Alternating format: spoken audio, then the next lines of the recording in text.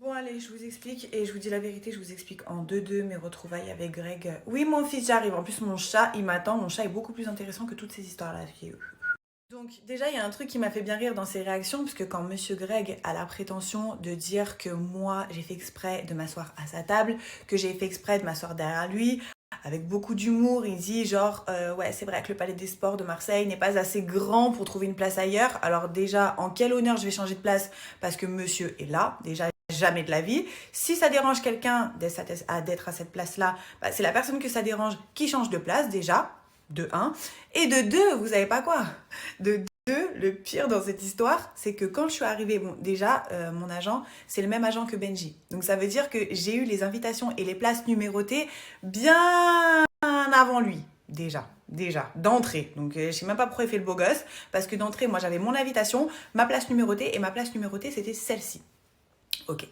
Quand j'arrive à ma place numérotée, donc on m'emmène à ma place, Greg n'est pas à la table. Ok, quand j'arrive à la table, il y a Bastos, il y avait Alcaraz aussi, enfin bref.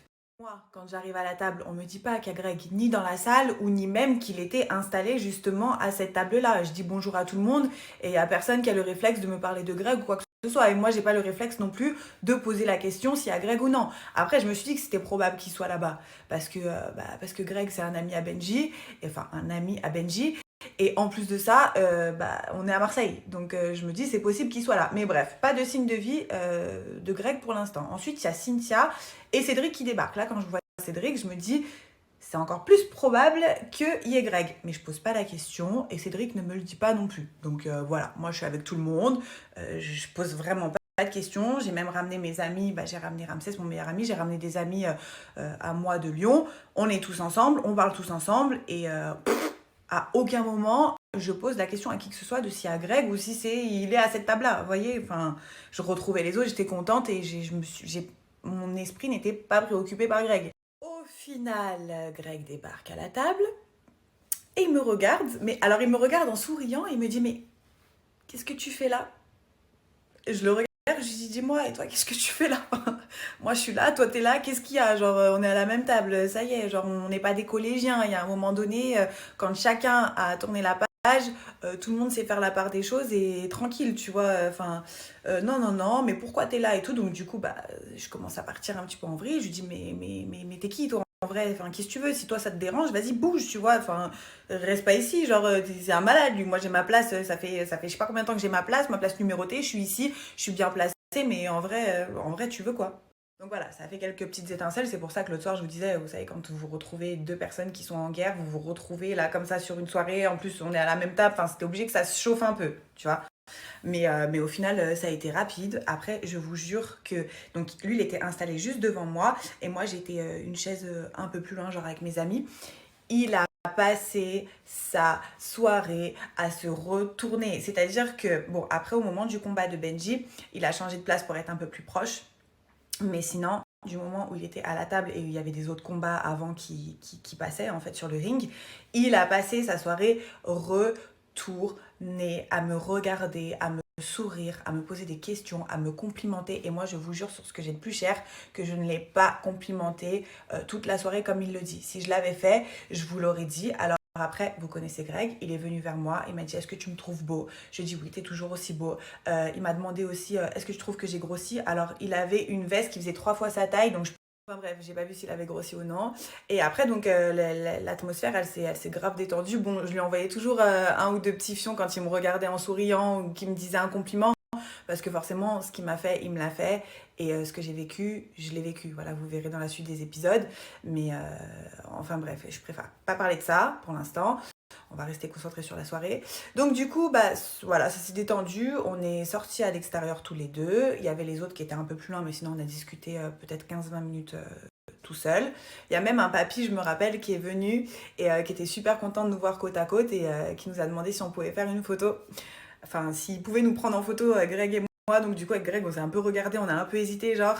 Et Greg, il m'a dit, vas-y, ça me rappelle les bons souvenirs. Donc du coup, et je vous jure, hein, j'ai aucun intérêt, absolument aucun intérêt à vous mentir. Pour moi et lui, c'est fini. J'ai aucun intérêt à vous mentir. Bref. Donc voilà. Et puis, c'est vrai qu'il était tout mignon. Il m'a demandé ce que je faisais après la soirée. Mhm. Voilà, en tout cas, à cette soirée-là, on s'est bien entendu. J'avais les autres qui me charriaient, genre, t'es encore sous l'emprise de Greg, ça y est, on voit ton regard, un regard, ça trompe pas, patati, patata. Vous voulez que je fasse quoi? Vous voulez que je fasse quoi? Ça se trouve, on va être ramenés encore à se croiser, à faire des soirées ensemble. Ça se trouve, on va être ramenés encore à faire des aventures ensemble. Vous croyez que je vais passer mon temps et mon énergie à faire la guerre à ce mec-là? Non, moi, Greg et moi, quand on n'est pas en couple, honnêtement, ça va, on s'entend bien. Enfin, il n'y a pas de, il y a pas de, voilà, moi, j'ai plus de rancœur avec lui. À mon avis, la rancœur va bien remonter pendant la diffusion des épisodes. Mais voilà, après, moi, quand j'ai tourné la page avec quelqu'un, j'ai plus d'énergie à le détester, en fait. Donc voilà, on a rigolé ensemble, on s'est parlé. Je sais que lui, de son côté, moi, en tout cas, ce que j'ai ressenti, et je le connais comme si je l'avais fait, je vous promets que j'avais vraiment l'impression qu'il était ambigu. Après, si je me suis trompée et qu'il n'était pas ambigu avec moi, bah désolée, hein, je me suis trompée, mais bon, vous savez que le flair d'une femme, c'est rare que ça nous trompe. Voilà, quand on sent qu'un mec en face de nous, il est un petit peu tangible, je sais pas si ça se dit tangible, mais genre un peu, ben, vous voyez, vous m'avez compris, on se trompe rarement. Voilà, et je sais très bien que s'il a essayé d'être un petit peu ambigu comme ça et que c'était certainement pour foutre les boules et faire réagir une personne en particulier. Donc vous voyez, moi je suis plus du tout dans ce délire-là, je vis ma life tranquille, quand je le croise, si j'ai envie de rire avec lui, si j'ai envie de m'embrouiller avec lui, si j'ai envie de lui faire des blagues, si j'ai envie de lui faire la bise, je fais tout ce que je veux en fait. Voilà, moi aujourd'hui j'ai l'intelligence et la capacité de faire la part des choses et d'arriver à rigoler avec lui sans en souffrir. Voilà, j'ai mis du temps, mais aujourd'hui je suis capable de le faire et je suis capable de faire la part des choses. Donc voilà. Un message aussi pour toutes les personnes qui passent leur temps à dire que j'ai été une roue de secours, bah parce que du coup c'est compliqué de m'attaquer sur autre chose, hein, évidemment.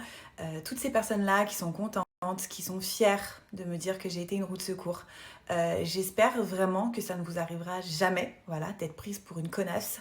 J'espère vraiment que ça ne vous arrivera jamais parce que c'est beaucoup de souffrance. Je pense aussi que c'est des personnes qui ne se rendent pas forcément compte ou qui connaissent peut-être pas les relations amoureuses, qui ont peut-être du mal aussi à comprendre que bah, parfois l'amour ça rend aveugle, ça rend très con. Et moi c'est vrai que dans mes relations amoureuses je suis toujours très optimiste.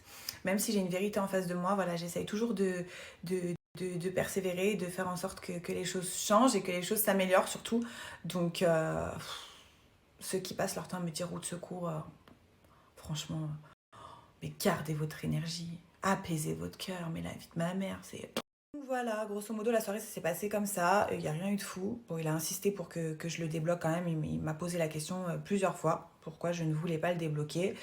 Après, dans sa story, il a marqué mais mort de rire. Elle ose dire qu'elle veut pas me débloquer alors qu'elle m'a complimenté toute la soirée. Donc, nuance, je ne l'ai pas complimenté toute la soirée. Quand il est venu me poser la question, je lui ai dit qu'il était toujours aussi beau qu'avant. Et ça, je le pense. Et j'ai le droit de le penser. Et j'ai le droit de lui dire, surtout. Et de vous le dire aussi à vous. Hein, ça, c'est... Je m'en fous. Et voilà, mais ça veut pas dire que parce que je vais te dire à une soirée que t'es toujours aussi beau qu'avant, que forcément je vais te débloquer derrière, parce que bah, j'ai pas envie qu'il fasse partie de mes contacts, j'ai pas envie qu'il fasse partie de mon entourage. C'est pas une personne en qui, bah, c'est une personne en qui je n'ai absolument plus confiance. Et voilà, je voyais pas la nécessité en fait de débloquer ce garçon, tout simplement. Maintenant, si je le croise en soirée ou en aventure, rien ne m'empêche de lui faire la bise et de rire avec lui s'il y a à rire, ou de lui crier dessus s'il y a à crier.